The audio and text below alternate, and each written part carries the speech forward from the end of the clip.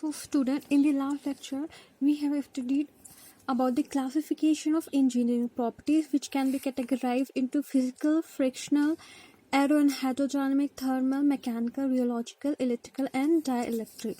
Now our first topic came physical property. Okay, so what does basically physical mean? Physical means which can be touched and seen. For example,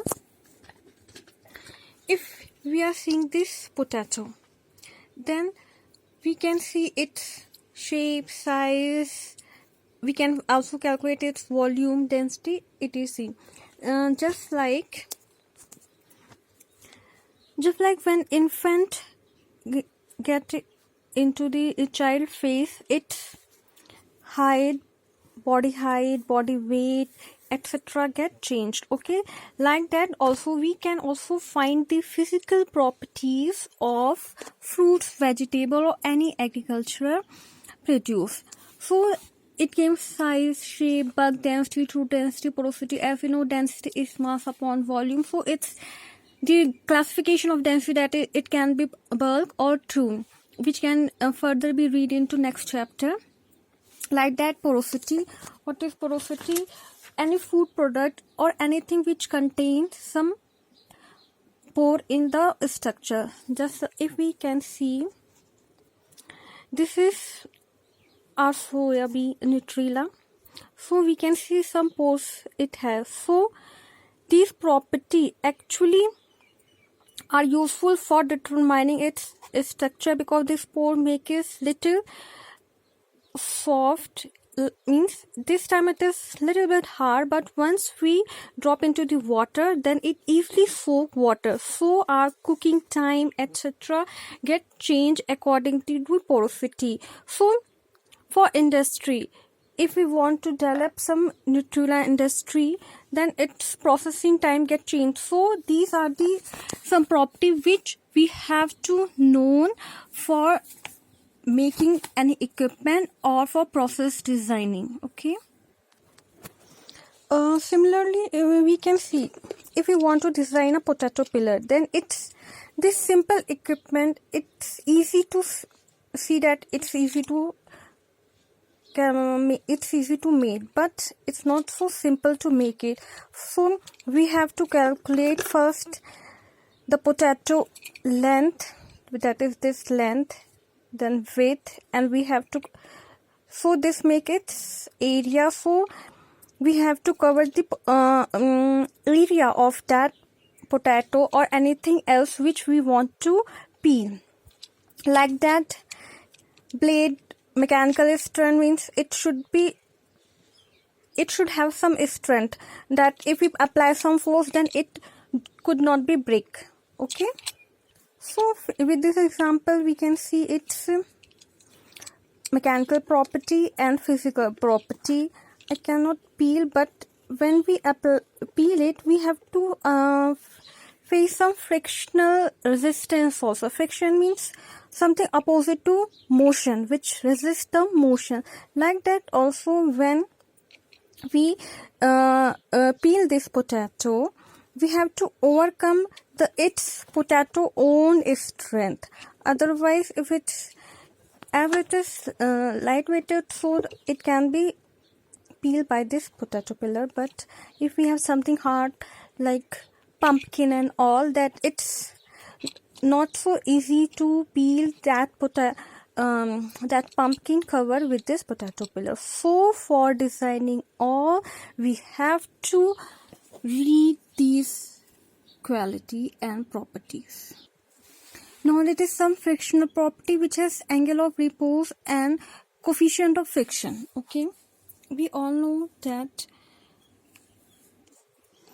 if I pour the soda and making it seep, then as it is little amount, it can be made into heap. But there is also one point came when this gets slide. So this sliding, when it is start to the side, then that angle is called angle of repose. जैसा कि हम देखते हैं कि जब हम मिट्टी का ढेर बनाते हैं, मतलब जब हम खेलते हैं, या फिर अगर हमने फॉर मैकेनिक्स में भी पढ़ा है ये एंगल ऑफ रिपोज टर्म, तो वो पॉइंट जिस पे हीप बन के ये स्लाइड करने लगे, जब हम इसमें बहुत ज़्यादा मैटर हम डालते हैं तो ये क्या होगा, ये हीप बनता रहेगा और लाइक दैट ये फिर कुछ स्लाइडिंग मोशन में आएगा। तो हम अपना हॉरिजॉन्टल का जो भी लेंथ है और एंगल वो मेज़र कर लेंगे, जिससे हमारा एंगल आ जाएगा। तो ये सारी प्रॉपर्टीज़, फ्रिक्शनल प्रॉपर्टीज़ भी हमारी ज़रूरी हैं किसी भी इक्विपमेंट को डिज़ाइन करने के लिए। जैसे कि हमने बचपन में भी पढ़ा होता है कि जब हम कोई बॉडी है ये हमारी, और जब ये मोशन में जाती है तो ये फर्स्ट डाउनफॉल में हमारा वेट mg लगता है, और अपवर्ड में हमारा नॉर्मल डायरेक्शन लगता है। ओके, और अगर हमने इसको फोर्स देके हमने इसको अपनी तरफ पुल कर रहे हैं तो यहाँ अपोजिट में हमारा फ्रिक्शन वर्क करेगा। ओके, तो हमारा ये friction means coefficient of friction क्या हो जाता है, फोर्स डिवाइडेड बाय जो भी हमारा नॉर्मल फोर्स है वो हमारा कोफिशिएंट ऑफ फ्रिक्शन हो जाता है। सो अब अगर हम इस चूड़े को ही देखते हैं तो इनमें और इनमें क्या है, बहुत कम फ्रिक्शन है, दैट्स व्हाई इट इज फ्लोबल। सो अगर हमको कोई ऐसी चीज़ को स्टोर करना है जिसकी फ्लोबिलिटी कम है या मोशन कम है, तो हमको उसके अकॉर्डिंग डिज़ाइन देना है या हमें उसके अकॉर्डिंग स्ट्रेंथ देना है। फॉर एग्जांपल अगर हम ये कंटेनर ही देखें तो क्या है, as it have light weight but are grains such as wheat and paddy, they have all heavy weight, so they apply lateral pressure, means they apply pressure on this container wall. So these our paddy and grains are stored in these structures, so we have to read these properties कि ऐसा ना हो कि हमारा friction इतना ज़्यादा हो कि एक तो मोशन भी ना हो पाए हमारे बिन्स में, और क्या कहते हैं, और अगर मोशन होता है सडनली तो उस पे बैक पे ये जो हमारा कंटेनर हुआ उस पे इतना लैटरल प्रेशर हमारा ना अप्लाई कि ये कंटेनर ही क्या हो, ब्रेक हो जाए। तो इसलिए अगर आप लोगों ने स्ट्रक्चर, बिल्डिंग ऑफ स्ट्रक्चर ये सब भी पढ़ा होगा तो आपने पढ़ा होगा कि हम जब भी डिज़ाइन करते हैं तो हम फैक्टर ऑफ सेफ्टी को लेके कंसीडर करके तब हम कोई डिज़ाइन करते हैं। उसीलिए हमें frictional property, coefficient of friction, angle of repose, ये सब हमें इम्पोर्टेंट है। Like that there is a term aero and hydro. We know aero related to our air and hydro means water. So and dynamics means something which is in motion.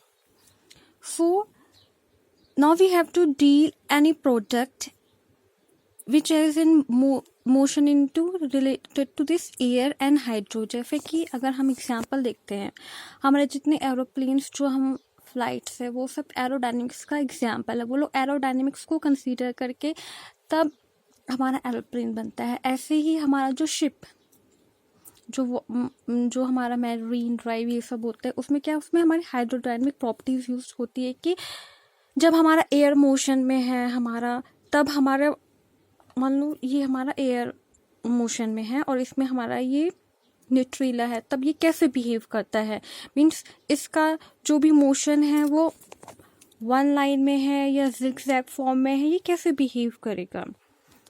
या अगर हम hydrodynamics के उसमें ही करते हैं तो हमने फ्लूइड डायनेमिक्स वही से पढ़ा है, तो वो हाइड्रोडायनेमिक्स उसका फ्लूइड डायनेमिक्स में एक पार्ट हुआ कि हमारा वाटर है और हमने अपने वाटर में इसे ऐसे डाला तो इसका मोशन क्या होगा, स्टैटिक होगा या उसी के साथ ये फ्लो करेगा, या ये भी वाटर में कैसे मूव करेगा, ये भी हमारा किस पे डिपेंड करता है, ये भी हमारा इसी पे फोर्स का जो हमारा कॉम्बिनेशन है, रिजल्टेंट फोर्स हो गए, या फिर अब हमारा कोई भी बॉडी हमने स्ट्रेट रखा है या उसे हमने इंक्लाइन सरफेस पे रखा है, ये हमारा उस पे डिपेंड करता है। और हम सब ने 11th 12th में बेसिकली ये सारे क्वेश्चन सॉल्व किए हैं, तो ये इन्हीं सारे प्रॉपर्टीज़ को हमें यूटिलाइज करना है अपने EPAP के कोर्स में।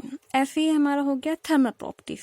Thermal means as it sounds, it means something related to heat.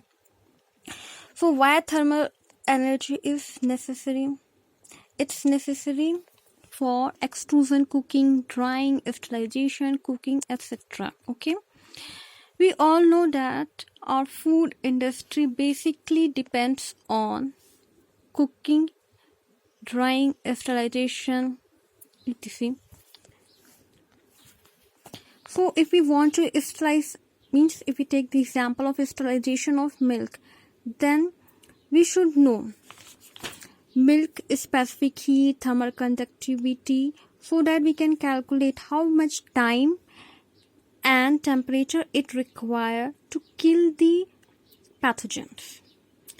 Like that, we are sterilizing in the milk into the sterilizer.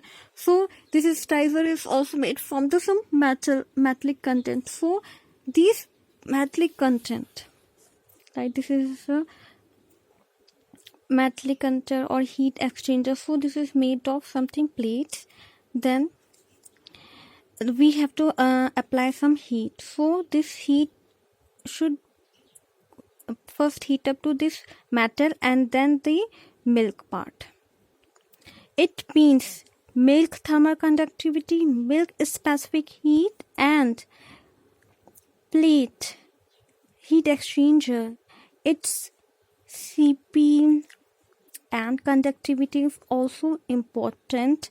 Otherwise क्या फ़ायदा होगा कि अगर हमारा कंटेनर ही ये जो हीट एक्सचेंजर जब वही नहीं गर्म होगा तो फर्दर वो हीट हमारा मिल्क में कैसे करेगा. तो हमें पता है Q इज इक्वल टू हमारा क्या है, MC डेल्टा T है. तो हमारा मास, CP, टेम्परेचर डिफरेंस, ये सब हमारा डिज़ाइन के लिए इम्पोर्टेंट पार्ट है. सो हमें थर्मल प्रॉपर्टीज़ को भी फर्दर स्टडी करनी है. Mechanical properties I already explained by giving the example of Maggi. Okay.